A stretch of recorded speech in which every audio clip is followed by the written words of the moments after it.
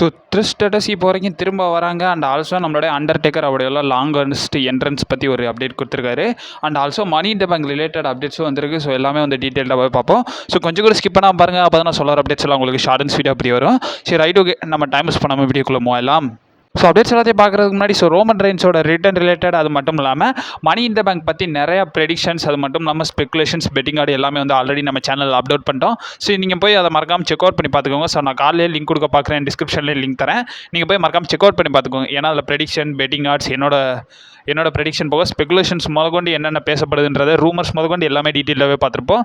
So நீங்கள் அதை மறக்காமல் செக் அவுட் பண்ணி பார்த்துக்கோங்க. இந்த வீடியோ முடிஞ்சு கூட பாருங்கள். ஸோ ஒன்றும் பிரச்சனை கிடையாது. சரி ரைட், நம்ம அப்டேட்ஸ்குள்ளே போகலாம்.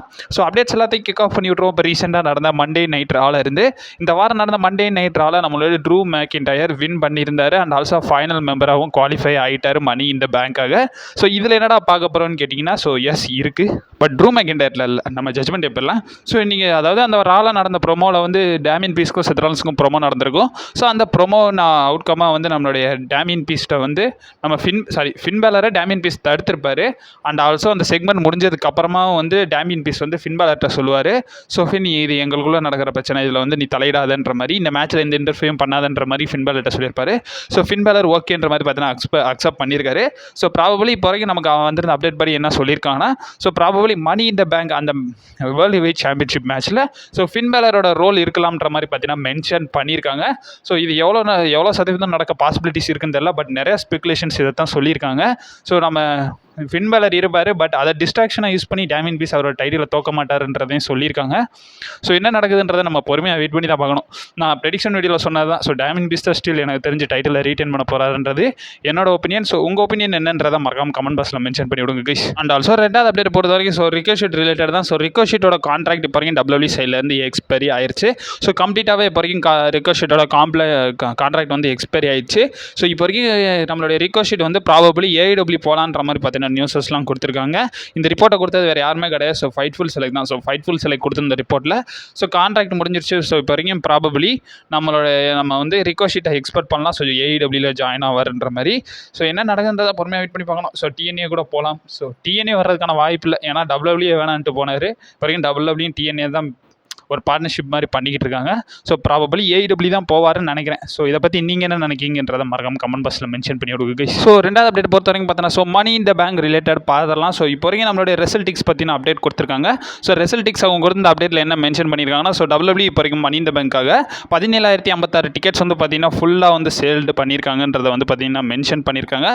ஸோ மொத்தமாக வந்து 17,500 டிக்கெட்ஸும் என்னமோ இருக்குன்னு நினைக்கிறேன். ஸோ அதை வச்சு இப்போ வரைக்கும் 17,056 டிக்கெட்ஸ் வந்து பார்த்தீங்கன்னா WWE வந்து சேல் பண்ணியிருக்காங்கன்றதை மென்ஷன் பண்ணியிருக்காங்க. ஸோ மணி இந்த பேங்க் இந்த தடவை கனடா டொர்னடோவில் பார்த்தீங்கன்னா நடக்க போகுது.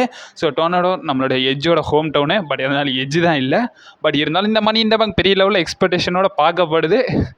உங்களுக்கு தெரியாது, நான் வேறு சொல்லணுமா அதை. அண்ட் ஆல்சோ மூணாவது அப்டேட்டை பொறுத்த வரைக்கும் பார்த்தீங்கன்னா ஸோ நம்மளுடைய முஸ்தஃபா அலி பற்றி தான். ஸோ WWE இப்போ வரைக்கும் முன்னாடி நடந்த அதாவது ரிலீஸில் முஸ்தஃபா அலியும் சேர்த்து தான் ரிலீஸ் பண்ணியிருந்தாங்க. ஸோ இந்தியனை சேர்ந்த ஜிண்டர் மஹால், இண்டஸ் ஷெரா, ஷாங்கி, ஸோ ஷாங்கியோட ரிலீஸ் பண்ணும்போது இவரையும் சேர்த்து ரிலீஸ் பண்ணிட்டாங்க. இப்போ வரைக்கும் நமக்கு வந்து பார்த்திங்கன்னா ஒரு அப்டேட் தெரிய வந்திருக்கு. ஸோ PW இன்சைட் பார்த்தீங்கன்னா இப்போ வரைக்கும் ரிப்போர்ட் கொடுத்துருக்காங்க. ஸோ அவங்க கொடுத்த அந்த ரிப்போர்ட்டில் என்ன சொல்லியிருக்காங்கன்னா, ஸோ நம்மளுடைய முஸ்தஃபா அலி பார்த்தீங்கன்னா இப்போ வரைக்கும் AEW டைனமேட்டோடைய பேக் ஸ்டேஜில் இருக்காங்கன்ற மாதிரி பார்த்தீங்கன்னா ரெஃபர் பண்ணியிருக்காங்க. ஸோ எஸ், இதை வந்து ட்ரஸ்டடாகவே சொல்லியிருக்காங்க. ஸோ இப்போ ரீசெண்டாக நடந்த AEW டைனமைட் எபிசோடில் நம்மளுடைய TNA எக்ஸ் டிவிஷன் சாம்பியனான முஸ்தஃபா அலி ஸ்பாட் ஆயிருக்காராமா. அண்ட் ஆல்சோ பேக் ஸ்டேஜில் இருக்காங்கன்ற மாதிரி பார்த்தீங்கன்னா சொல்லியிருக்காங்க. ஸோ என்ன கதைன்றதை நம்ம பொறுமையாக வெயிட் பண்ணி தானே பார்க்கணும். ஸோ நாலாவது அப்டேட் பொறுத்த வரைக்கும் பார்த்தீங்கன்னா ஸோ நம்மளுடைய ட்ரெஸ் ஸ்டேட்டஸ் பார்த்தீங்கன்னா ஸோ WWE டிவாஸ் சாம்பியனான ட்ரெஸ் ஸ்டேட்டஸ் பற்றி தான். ஸோ ட்ரெஸ் ஸ்டேட்டஸை நிறைய பேர் யாருமே மறந்துருக்க மாட்டீங்க, ஏன்னா அவங்க பண்ண சம்பவம் அப்படி. அவங்க எதுவும் பண்ணலை. ஸோ அவங்களும் வின்ஸ் மெக்மேனும் உங்களுக்கு எதுவும் தெரியாதுதா. ஸோ ஓஜி ஃபேன்ஸுக்கு தெரிஞ்சிருக்கும். ஸோ இப்போ வரைக்கும் நியூ ஃபேன்ஸ் யாருக்கும் தெரிஞ்சிருக்காது. சரி, நமக்குள்ளே தெரிஞ்சதோடு இருந்துக்கட்டும். ஸோ இப்போ வரைக்கும் இன்ஸ்டாகிராமில் ஸோ நம்மளுடைய ட்ரெஸ் ஸ்டேட்டஸ் மென்ஷன் பண்ணியிருக்காங்க. ஸோ இப்போ வரைக்கும் அவங்க வந்து மணி இந்த பேங்க் 2024 ப்ரீ ஷோ எல்லாத்துலேயும் வந்து அப்பியரன்ஸ் ஆக போகிறாங்களாமா. ஸோ அண்ட் ஆல்சோ அவங்களும் வந்து இருக்க போகிறாங்கன்றதை வந்து பார்த்திங்கன்னா மென்ஷன் பண்ணியிருக்காங்க. ஸோ கடைசியாக வந்து ட்ரெஸ் ஸ்டேட்டஸை பே பேக்கில் பார்த்துருந்தோம்னு நினைக்கிறேன். ஸோ நம்மளுடைய பெக்கி லிஞ்ச் கூட ஒரு ஸ்டீல் கேஜ் மேட்ச் கம்ப்ளீட் பண்ணியிருந்தாங்க. ஸோ அதுக்கப்புறமா வந்து ட்ரெஸ் ஸ்டேட்டஸையும் காணோம், யாரையுமே காணோம். பெக்கி லிஞ்சே இப்போ ரிட்டையர் ஆகிட்டு போயிட்டாங்க. ஸோ இப்போ வரைக்கும் ட்ரெஸ் ஸ்டேட்டஸ் வந்து நம்மளுடைய மணி இந்த பேங்க் 2024 ப்ரீ ஷோவில் எல்லாத்துலேயும் வந்து பார்ட்டிசிபேட் பண்ண போகிறாங்கன்றதை உங்கள் இன்ஸ்டாகிராம் பேஜில் மென்ஷன் பண்ணியிருக்காங்க. So guys, last and main update. என்னடா 5 நிமிஷத்துல லாஸ்ட் அண்ட் மெயின் அப்டேட் இருக்கீங்களா? சரி அப்டேட் கொஞ்சம் ஷார்ப்பாக சொல்லி விட்றலான்னு பார்த்தேன், ஏன்னா ஒர்க் நிறையா இருங்க. ஸோ அதனால. So last and main update. So நம்மளோட ஃபினாமினன் ஒன் அண்டர்டேக்கர் பற்றி தான். ஸோ எஸ், அண்டர்டேக்கர் இப்போ வரைக்கும் பார்த்தீங்கன்னா அவருடைய அது என்னது, அண்டர்டேக்கர் ஃபேமஸே அவருடைய என்ட்ரன்ஸ் தான்.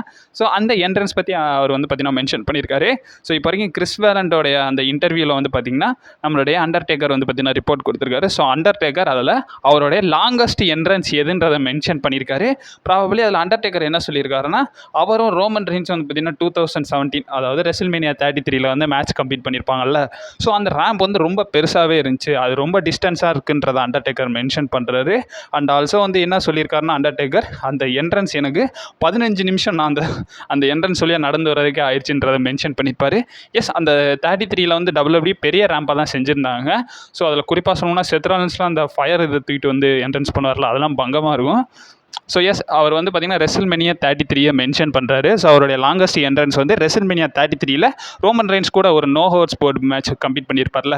ஸோ அந்த மேட்ச்சில் வந்து அந்த என்ட்ரன்ஸ் தான் வந்து நியர்லி 50 மினிட்ஸ் மேலே அந்த என்ட்ரன்ஸ் எடுத்திருக்குன்றதை மென்ஷன் பண்ணியிருக்காரு. அது மட்டும் இல்லாமல் அவருடைய ஃபேவரட் என்ட்ரன்ஸாகவும் இப்போ நம்மளுடைய அண்டர்டேக்கர் சொல்லியிருக்காரு.